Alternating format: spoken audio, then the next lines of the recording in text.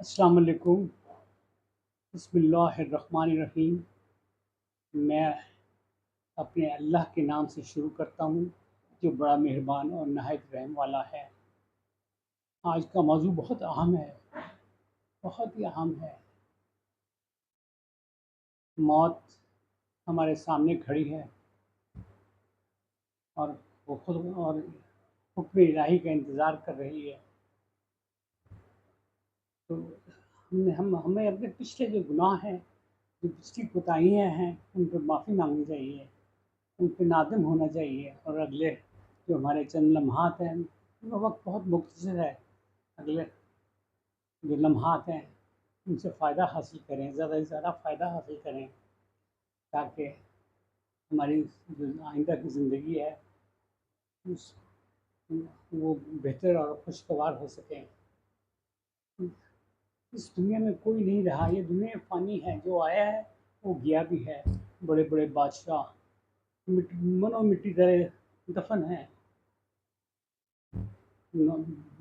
محل اجڑ چکے ہیں، بڑے بڑے محل تھے ان کے، وہ اجڑ چکے ہیں۔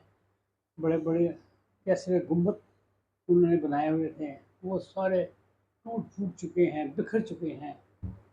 صرف خدا کی طاقت نے ہمیں کے سامنے ہمیں اپنے سر کو جھکانا چاہیے اور خدا سے اپنے گناہوں کی معافی، ہر وقت معافی مانگنی چاہیے، ہر لمحے معافی مانگنی، اور آئندہ جو ہمارے پاس تھوڑا سا وقت ہے، بالکل تھوڑا سا وقت ہے، اس کو ہمیں استعمال کرنا چاہیے، اس کو عبادت میں، نیک کاموں میں، اپنے آس پاس کے جو ہمارے ہیں لوگ، ان کے اوپر اپنے شفقت اور محبت اور ہمدردی کی نگاہ سے دیکھیں انہیں، اور اپنی عبادت گاہوں کو اپنی مسجدوں کو، عبادت گاہوں کو ہم آباد رکھیں، تاکہ اللہ تعالیٰ ہمیں معاف کر دے۔ اللہ تعالیٰ ہمارے سے بہت محبت کرتے ہیں، ہمارے لیے توبہ کے دروازے کھلے ہیں۔